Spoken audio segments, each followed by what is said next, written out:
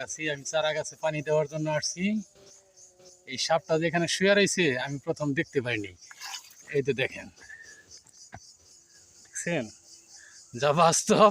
আমি প্রথম পানি দিবার নিয়ে ভয় পেয়ে গেছি। তারপরে আমি দেখেন কি ভাব করে, আসলে একটু ভয় পাইছি। প্রথম খেয়াল করি নাই, ওরা তারা করে পানি দিবার নিয়েছি তো প্রথম খেয়াল করি নাই। এখন দেখেন ও কি ভাবটা করে। আমি গাছের ঘুরে দূরের থেকে ঠিকই পানি দিয়ে যাবো। দেখছেন বাস্তব বাস্তব আসলেই খেয়াল করি নাই প্রথম। দেখি কি ভাবটা করে, আপনাদের মজাটা দেখাই, খেলাটা দেখাই। হ্যাঁ, আমি ইচ্ছা করলে এটা এখন হাত দিয়া দইরা লেজ দইরা টাইনা বাইর করতে পারবো, কিন্তু আমি রিক্সে যাইতেছি না।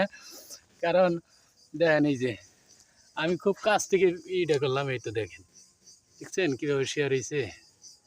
হ্যাঁ, এই যে ওই তো আমার স্টানে সারা গাছটা, বাস্তব সিনারি। এই দেখেন, একটু পানিটা দেখি বাবার লাভ টাভ দেয় নাকি। হ্যাঁ,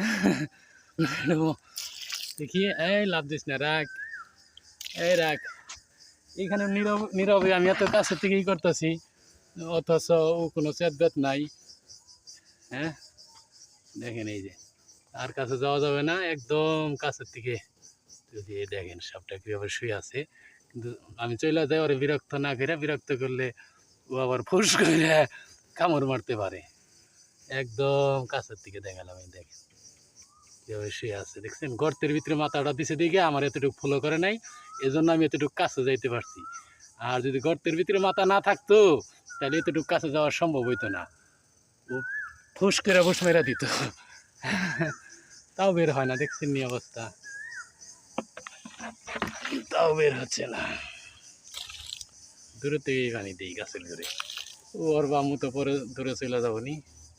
একদম বাস্তব সিনারি দেখি দেখি ও কি করে। এই তো দেখেন, একদম গাছের দিকে দেখেন।